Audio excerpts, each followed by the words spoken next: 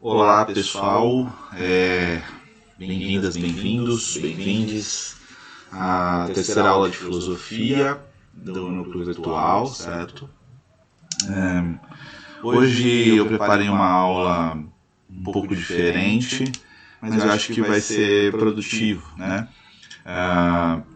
Eu trouxe algumas questões de filosofia ligadas às duas últimas aulas, né? A aula de apresentação, que eu comentei algumas coisas no geral sobre o que a gente vai ver e está vendo na filosofia aqui no núcleo. E na segunda aula eu já comecei a falar sobre as origens da filosofia, né?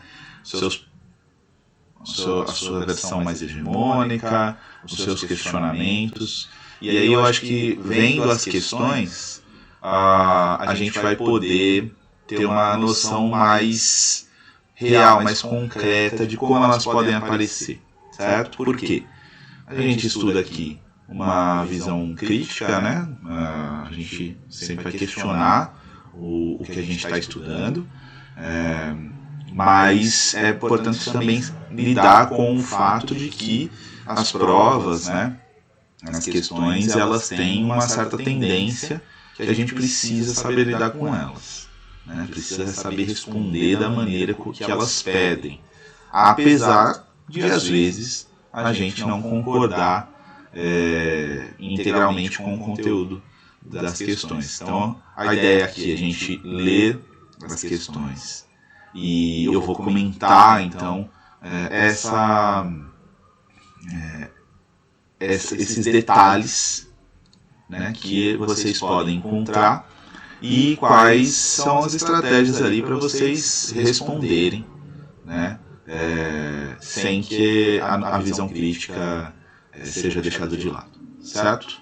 Então vamos à nossa terceira aula. Então a aula vai ser sobre as questões que perguntam sobre a origem da filosofia, né? Que é o tema da última aula. Então, se você não viu a última aula, não vale a pena ver essa aqui ainda. Volta lá, vê a aula 2, né? Se não viu a 1 também, veja a aula 1. Não é tão legal você ir direto para as questões, tá?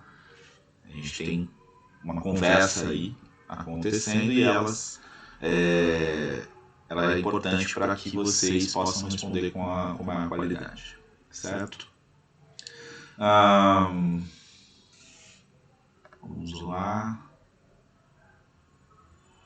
Vou colocar aqui e vamos para a primeira pergunta, certo? Vejam que eu estou tirando a maioria das perguntas daquele site que eu indiquei na aula 1, que é o Filosofia na Escola, certo? É um site muito interessante, tem questões, mas também tem os textos, né, resumidos, tem algumas imagens da história da arte relacionadas aos temas filosóficos e tudo mais.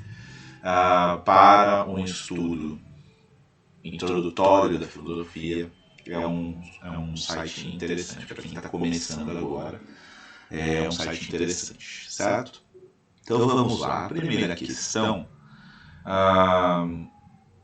vejam aqui, né? O site dá esse título, são as questões sobre filosofia e mito, que tem 11 questões. Eu estou na questão número 4, ok? Então, como a gente geralmente vai ler e vai responder perguntas de filosofia dentro da prova de humanas e linguagens, né, uma prova com muito texto, é sempre aconselhável a gente ver qual é o enunciado, né, o que a pergunta nos pede, tá?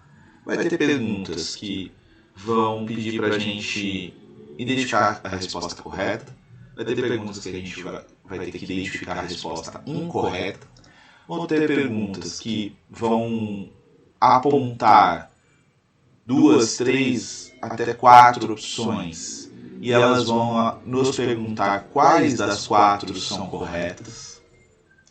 Então, tem vários modelos. Então, você precisa, primeiro, para você se poupar, né, poupar energia, ver o que a pergunta está pedindo. Essa primeira pergunta diz: nesse sentido, pode-se afirmar que a filosofia... E aí traz 4 respostas. Nesse sentido, em que sentido? No sentido em que este texto aqui de apoio em cima está argumentando. Então você tem que compreender o sentido do texto e relacionar a resposta aqui com o texto. Então você vai saber que a resposta está aqui no texto, certo? Então você pode afirmar que a filosofia tem certas características segundo o texto assim. Então vamos ler o texto com calma. Está dizendo aqui: o ser humano, desde sua origem, em sua existência cotidiana, faz afirmações, nega, deseja, recusa, aprova coisas e pessoas, elaborando juízos de fato e de valor, por meio dos quais procura orientar seu comportamento teórico e prático. Entretanto, ou seja, ele está fazendo aqui uma afirmação sobre o que o ser humano faz. O entretanto é uma conjunção ali de oposição. Ele faz um monte de coisas. Mas, por outro lado, vamos ver o que acontece. Entretanto, houve um momento em sua evolução histórico-social em que o ser humano começa a conferir um caráter filosófico às suas indagações e perplexidades, questionando racionalmente as suas crenças, valores e escolhas. Então, vamos interpretar aqui o sentido desse texto. A primeira parte do texto vai dizer que o ser humano, desde a sua origem, ele faz afirmações, nega, deseja, recusa, aprova coisas, elabora juízos e se orienta teórica e praticamente. Mas está dizendo que há um momento na sua história social em que ele confere um caráter filosófico. Então, há um momento em que algo que se chama filosofia nasce. E o que esse texto diz? Que essa filosofia está ligada com o questionamento racional das suas crenças, valores e escolhas. Certo? Então, vamos às possíveis respostas. Então, está dizendo que nesse sentido aqui que o texto nos dá, pode-se afirmar que a filosofia...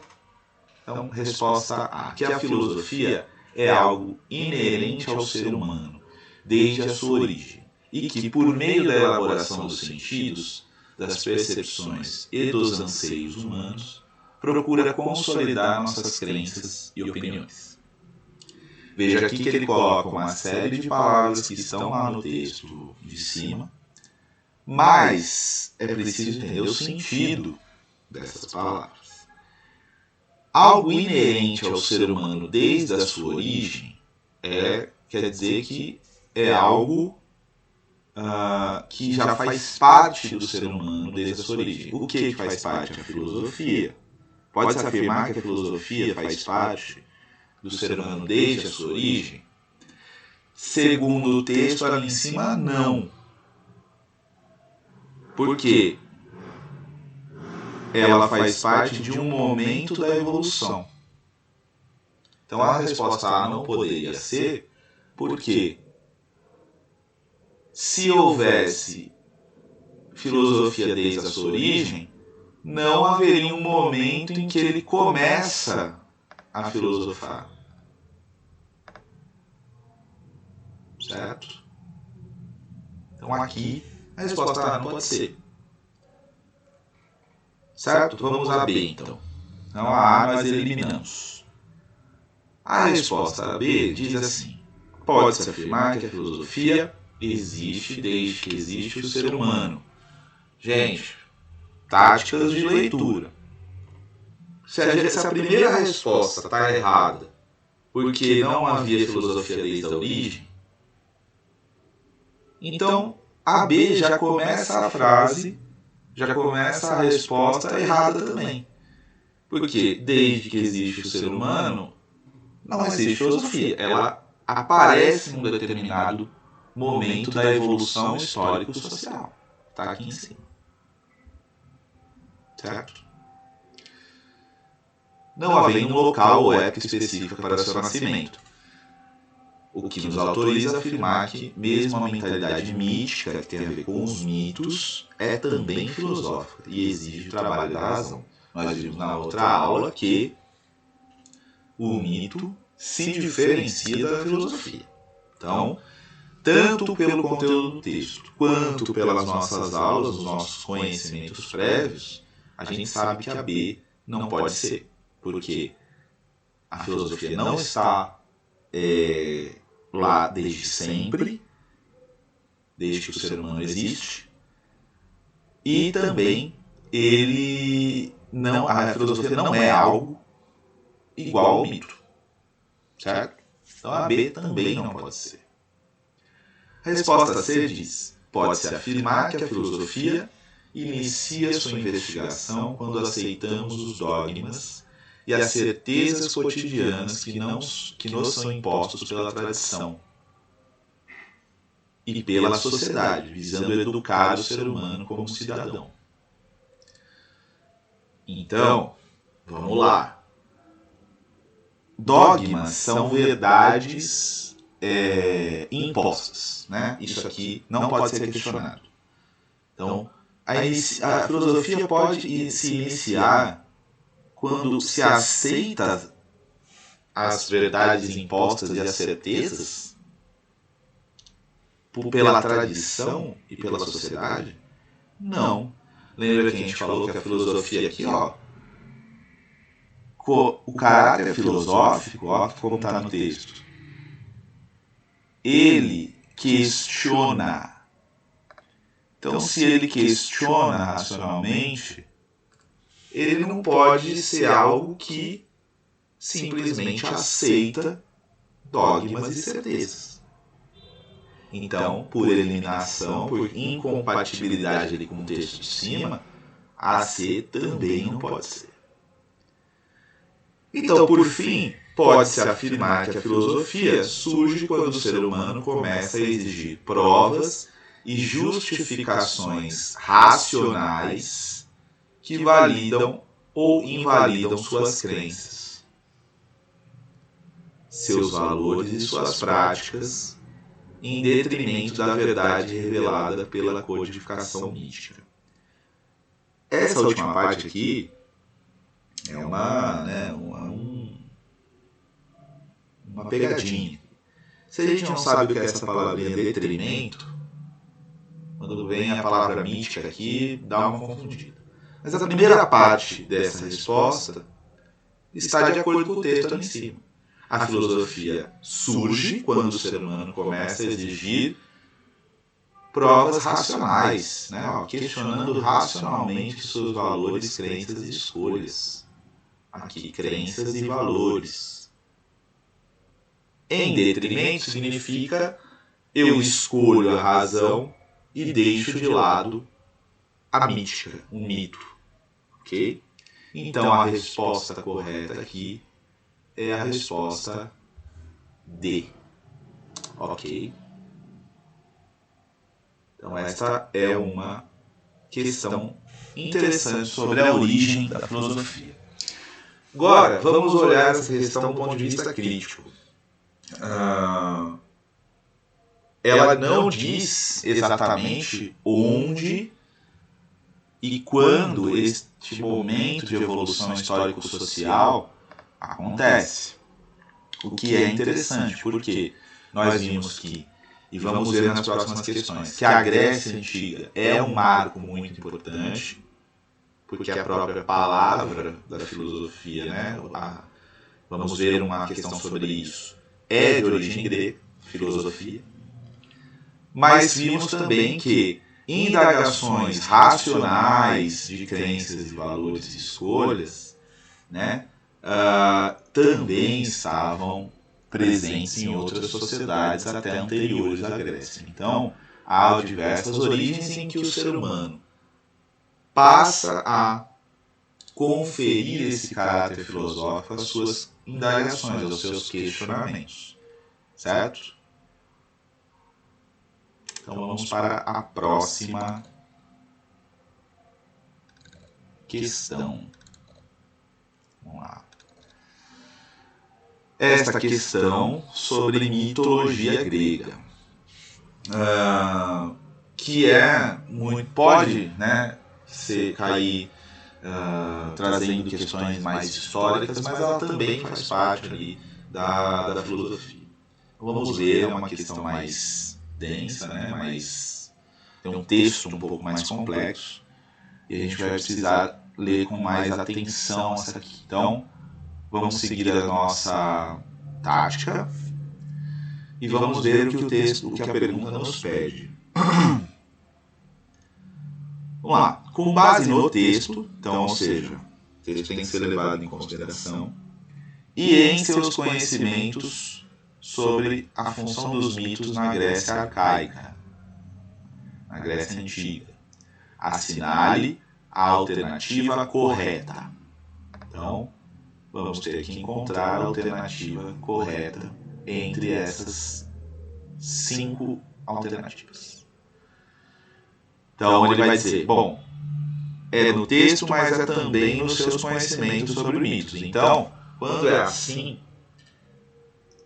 ele vai pedir que você lembre de algumas coisas sobre a função dos mitos, ou que seja, qual era o papel dos mitos naquele momento histórico, naquela região da Grécia Antiga.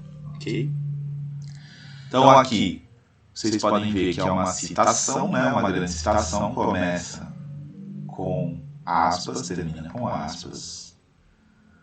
E aqui tem a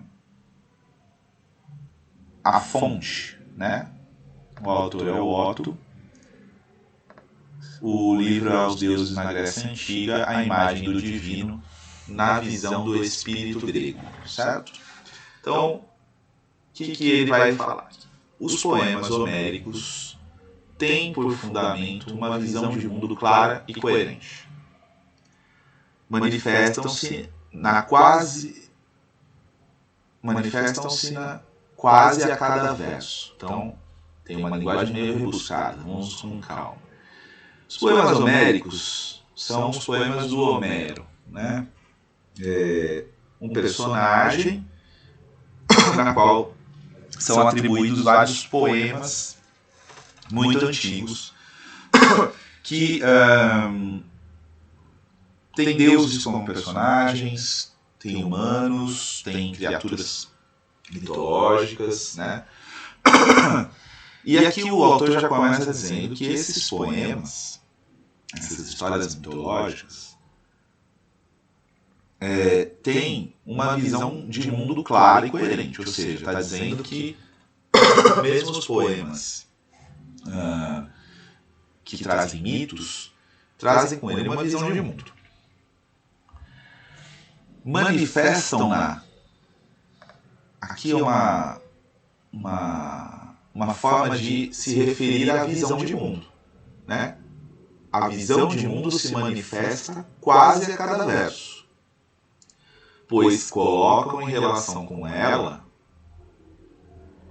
tudo quanto cantam de importante, ou seja, cada verso do poema traz essa visão de mundo com ela. Vamos continuar. Antes de mais nada, a partir dessa relação que se define seu caráter particular. Então, a primeira parte aqui está dizendo que é na relação entre os versos que estão sendo cantados pelos poetas e a sua visão de mundo, que definem o caráter particular dos poemas homéricos. Certo? Vamos continuar. Nós chamamos de religiosa essa cosmovisão, embora ela se distancie muito da religião de outros povos e tempos. Essa cosmovisão da poesia homérica é clara e coerente. Então, cosmovisão, tem se falado muito, né, sobre isso, principalmente no pensamento indígena. O que é cosmovisão? Gente, é sinônimo, né, de visão de mundo. Cosmovisão é a visão do cosmos, né, da totalidade do mundo. Então ele está dizendo que nós quem? Nós os contemporâneos, né, nós aqui no nosso tempo presente, chamamos a visão de mundo, a cosmovisão grega, mitológica, de uma religião. Né? A gente fala que a mitologia grega era uma religião. Né? Mas ela é muito diferente, ela se distancia muito da religião de outros povos e tempos. Ou seja, é uma religião que tem a sua característica própria. O autor diz aqui que essa cosmovisão da poesia homérica é clara e coerente. Ele está insistindo nisso, ó. Clara e coerente, clara e coerente. Vamos seguir. Em parte alguma, ela enuncia fórmulas conceituais à maneira de um dogma. Vimos lá que dogmas são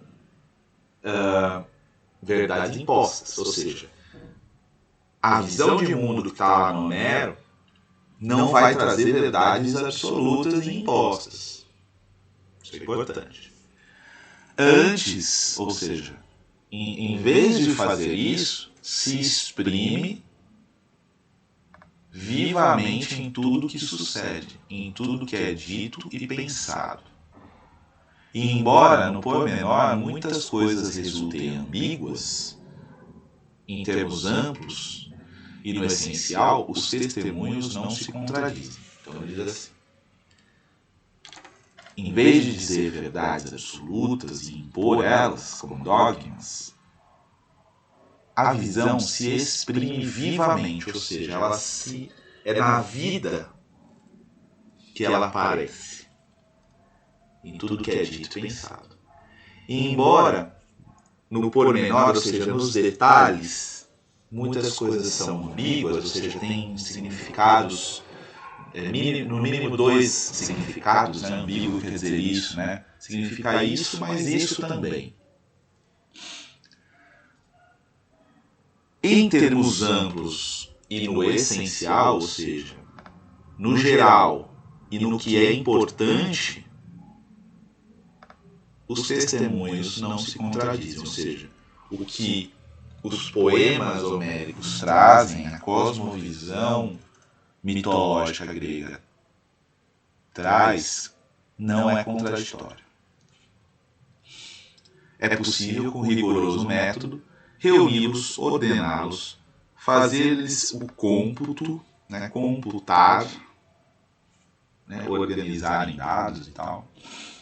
E assim eles nos dão respostas explícitas às questões sobre a vida e a morte, o homem e Deus, a liberdade e o destino.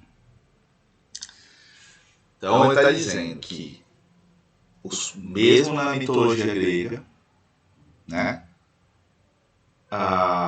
aquelas histórias com os deuses, com as criaturas míticas e os homens no meio, não era uma religião, uma cosmovisão baseada em dogmas, em verdades absolutas, mas em respostas explícitas, mas também ambíguas, abertas, sobre questões essenciais da vida. Vida e morte, homem, Deus, liberdade e destino. Então, lembrando aqui, o que a pergunta vai trazer para a gente, vai nos pedir? A função dos mitos na Grécia arcaica. Então vamos ler as possíveis respostas. Resposta A diz: de acordo com os poemas homéricos, os deuses em nada poderiam interferir no destino dos humanos, e assim a determinação divina se colocava em segundo plano, uma vez que era o acaso, quem governava. Isto é, possuía a função de ensinar ao homem o que este deveria escolher no momento da sua livre ação.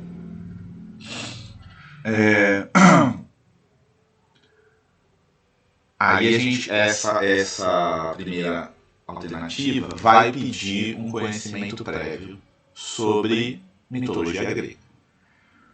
Vamos pensar então que, aparece muitas vezes a figura dos deuses no destino dos homens. Então, se a gente pensar na Odisseia, né, que é um poema homérico, o Odisseu, né, ele enfrenta vários obstáculos para voltar para casa, e muitos deles são impostos pelos deuses, né? Então aqui não seria possível. Os deuses sim interferem nos destinos dos homens. Então, por este motivo, a resposta A não poderia ser a certa. A resposta B diz isso: as poesias de Homero sempre mantiveram a função de educar o homem grego para o pleno exercício da atividade racional que surgiria no século 6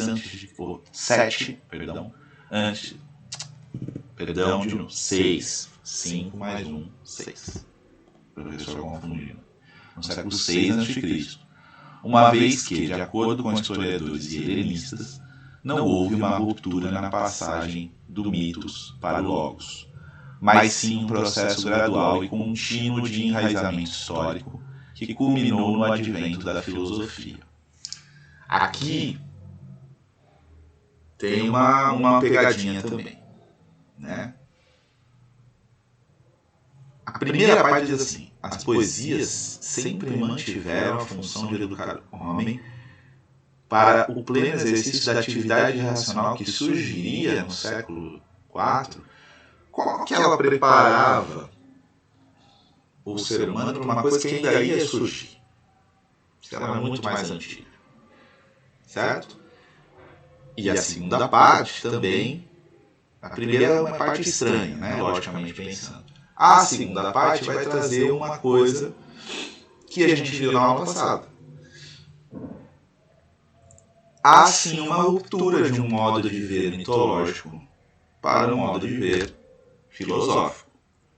Não é uma ruptura total de uma hora para outra, né? Há elementos que se misturam, né, na filosofia, que vêm do mito, mas há uma ruptura sim. Tá? Uma coisa é a cosmovisão mitológica, o mito, como religião, como visão de mundo. Outra coisa vai ser essa atividade racional, que vai ser a filosofia.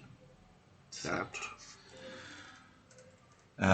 Então a B também não poderia ser. Vamos ver a C. Os mitos homéricos, né, os que estão nas poesias homéricas, serviram de base para a educação, formação e visão de mundo que o homem grego arcaico possuía. Então esse começo já está mais interessante, porque está falando de visão de mundo, assim como lá o texto. Em seus cânticos, Homero justapõe, ou seja, coloca esses conceitos se relacionando, importantes como a harmonia, proporção e questionamentos a respeito dos princípios, das causas e dos porquês das coisas. Embora todas essas instâncias apresentavam-se como tal, os mitos não deixaram de lado o caráter mágico, fictício e fabular em que eram narrados.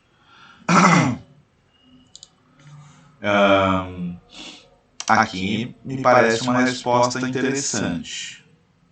Eu não excluiria ela por enquanto. Então vamos manter. Por quê? ele tinha causas importantes, conceitos importantes, que o texto diria, ele tem uma visão de mundo clara, né? Então, harmonia, proporção, questionamentos a respeito de princípios das coisas, das causas, os porquês, estão lá nos poemas. Mas não são dogmas, né? E, embora isso tudo estivesse lá, os mitos não deixaram de lado o caráter mágico, fictício e fabular. Ou seja, é isso, né? O caráter de interferência de deuses, de monstros, né? De criaturas mitológicas, fictícias, fabulares. Estão lá, né? Mas está lá também uma visão de mundo bastante clara, segundo o autor. Então a C pode ser, sim, uma resposta correta. A D, o mito já era pensamento.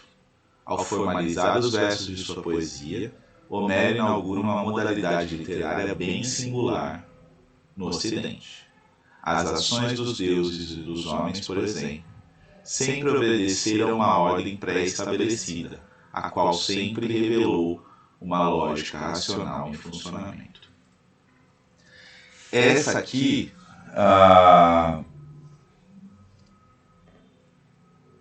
ela é uma pegadinha também. O mito já era pensamento. Bom, um tipo de pensamento, com certeza, né?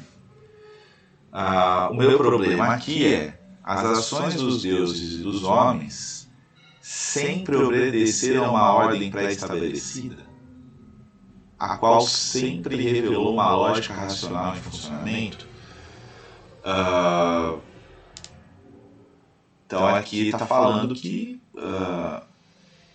a vida de deuses e homens já estava definida de antemão, né? Acho complicado, né? Porque senão a gente não teria o questionamento, por exemplo, dessa ordem estabelecida. E o questionamento dos princípios, das causas, dos porquês, que a resposta C está nos dando ali, né? Então a C me parece mais interessante do ponto de vista filosófico do que a D. E a E, os mitos tiveram a função meramente ilustrativa na educação do homem, pois o caráter teórico abstrato da cultura grega apagou em grande parte os aspectos que se revelariam relevantes na poesia grega. Meramente ilustrativo já excluiria, porque não. Está falando lá que Homero traz a visão de mundo. Então ele servia assim para formar o homem grego, a visão de mundo grego, né? Então, não o caráter teórico abstrato da cultura grega não apagou os aspectos relevantes da poesia grega. Tanto que a gente lê Homero até hoje. Então, na minha opinião aqui, seria a resposta C. Aqui, ó, correta, a resposta C. Certo? Essa aqui mais complicada, mas bem possível de ser respondida. Certo?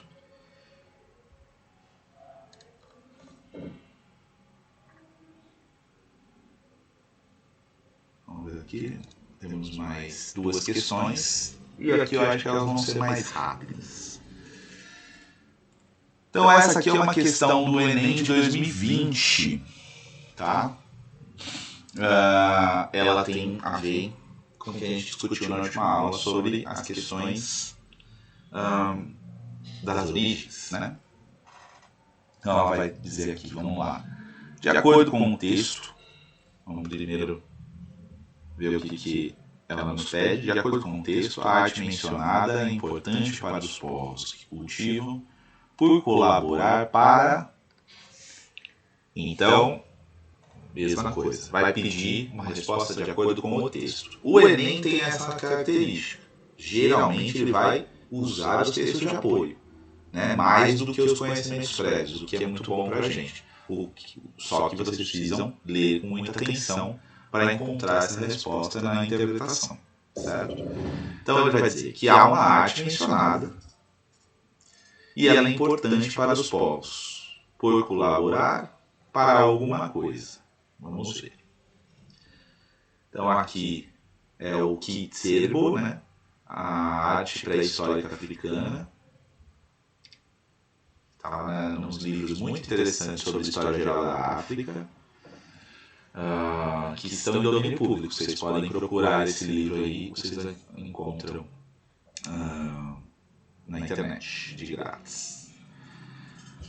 Então, esse historiador da arte pré-histórica africana vai dizer assim: a arte pré-histórica africana foi incontestavelmente, né, sem contestação, sem dúvidas, um veículo de mensagens pedagógicas e sociais.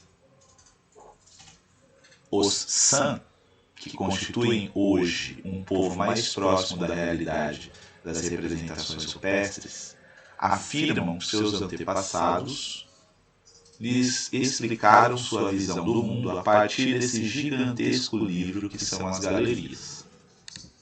A educação dos povos que desconhecem a escrita está baseada sobretudo na imagem e no som, no audiovisual.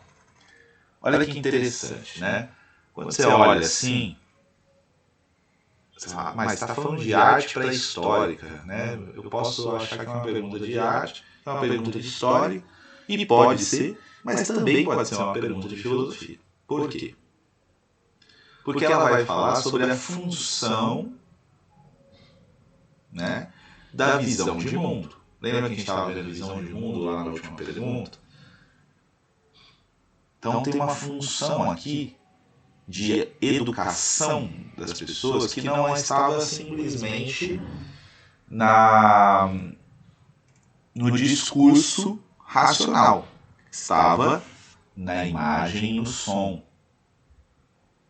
Né? Está falando de arte pré-histórica, representações rupestres e aquelas pinturas nas cavernas, nas pedras, né? Mas também nos cânticos, né? O som nas músicas. Então ele está dizendo que a arte era um veículo de mensagens pedagógicas, ou seja, de ensino e de viver em sociedades sociais, e explicavam sua visão de mundo através dessas galerias, né? Essas galerias em céu aberto, né? Essas artes rupestres africanas.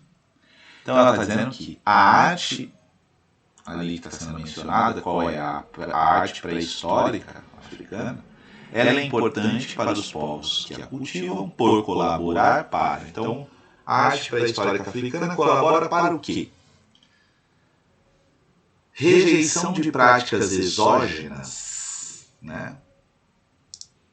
A palavra rejeição aqui já é uma coisa estranha, porque o texto não diz nada sobre isso, né? Então vocês já poderiam desconfiar aí.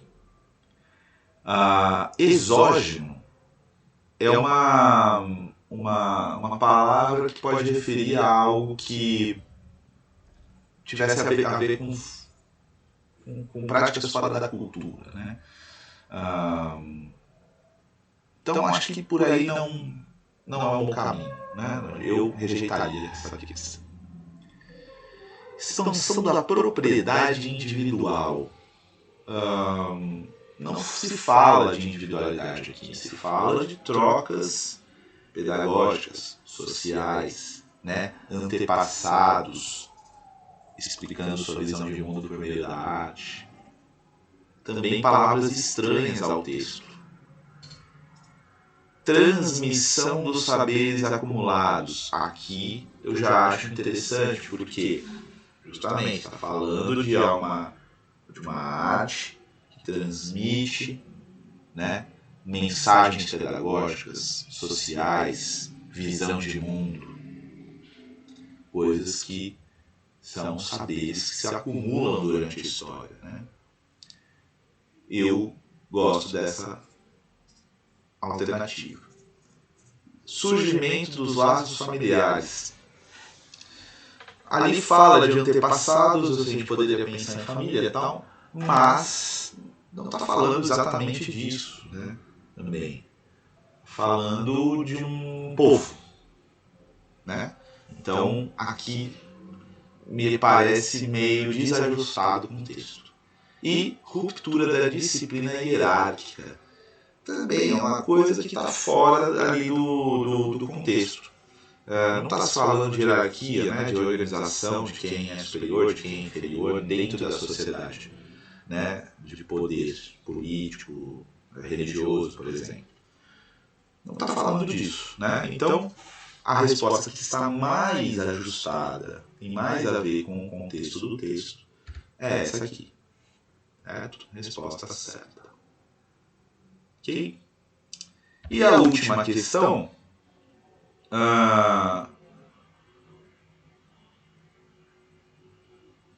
uma questão formulada a partir do texto da Marilena Chauí, que eu também indiquei na primeira aula.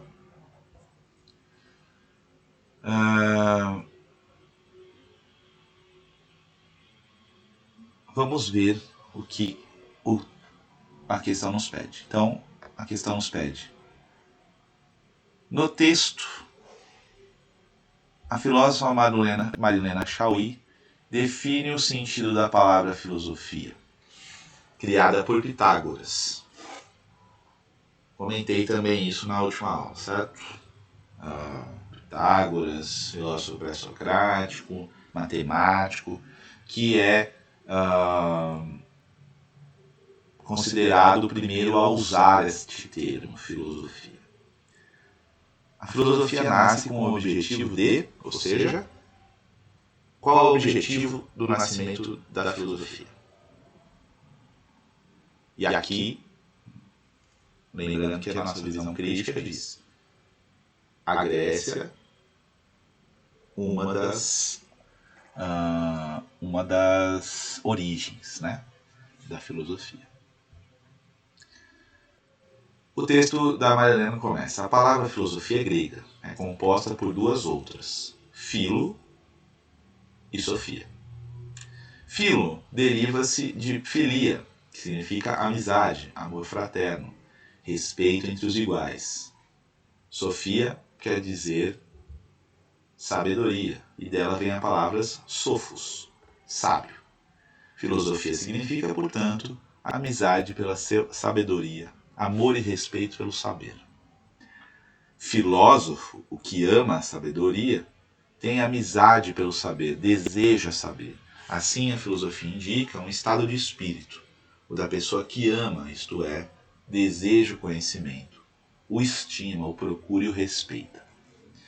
Esse texto está naquele livro que eu também indiquei para vocês, Convite à Filosofia, que também é possível encontrar na internet facilmente, em PDF. Então, pensando aqui que a palavra filosofia é grega, né? Mas esse amor à filosofia, esse desejo pelo conhecimento, também se mostrou em outros lugares, como a gente viu no Egito, né?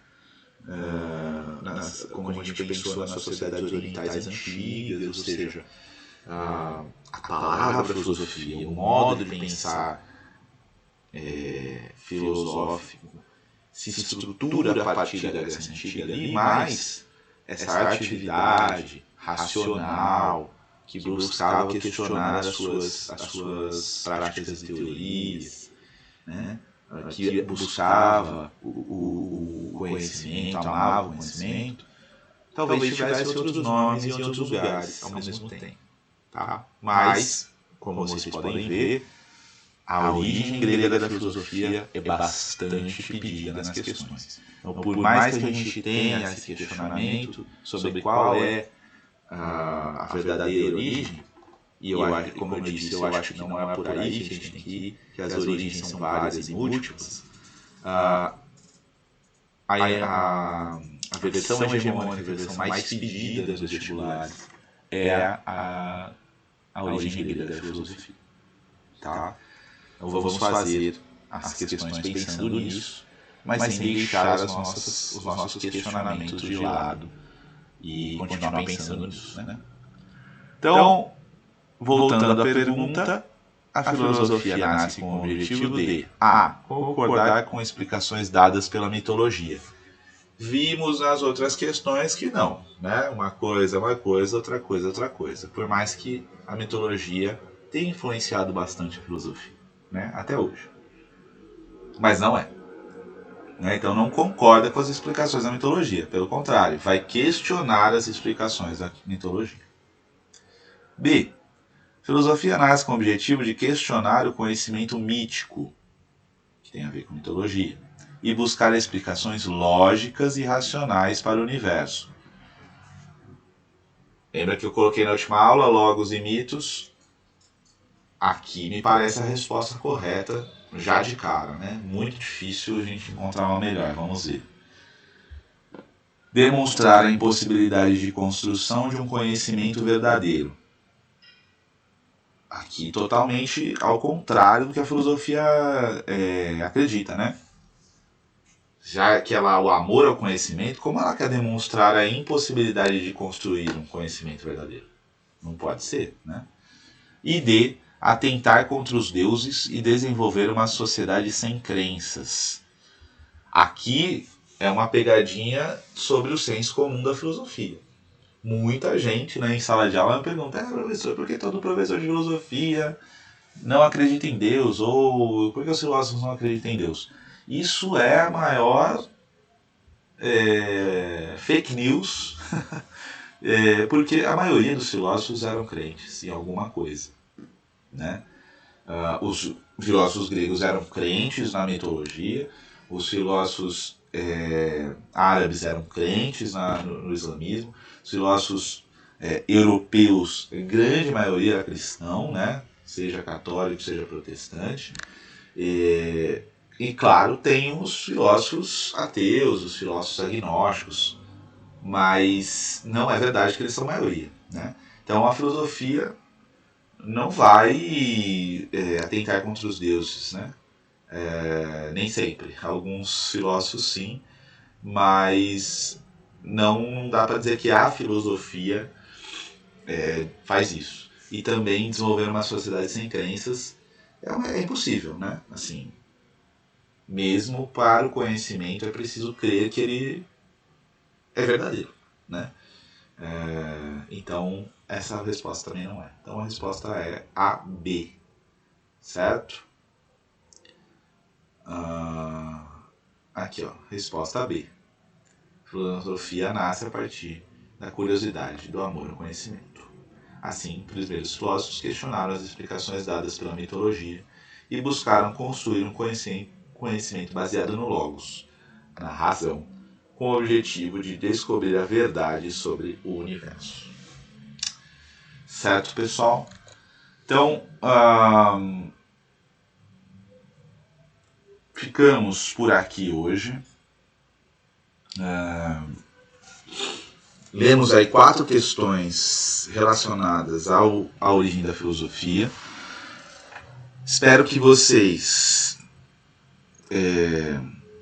comecem a praticar essas questões também. Então, tem aí a filosofia na sala de aula. O Toda a Matéria ali, que é o último site que eu usei também, tem questões interessantes e explicativas para vocês estudarem em casa. E também pegando esse jeitão de fazer prova, certo? Para relacionar os nossos conhecimentos que a gente pega em aula com o que está sendo pedido lá nas questões, certo? Então, ficamos por aqui. Como eu coloquei lá no grupo, quem tiver dúvidas, ou coloca aqui nos comentários do YouTube, ou manda lá no grupo, que aí eu começo aqui o próximo vídeo, a próxima aula, respondendo as dúvidas que vocês tiverem, certo? Espero que vocês tenham gostado, que seja proveitoso, e a gente fica por aqui. até a próxima.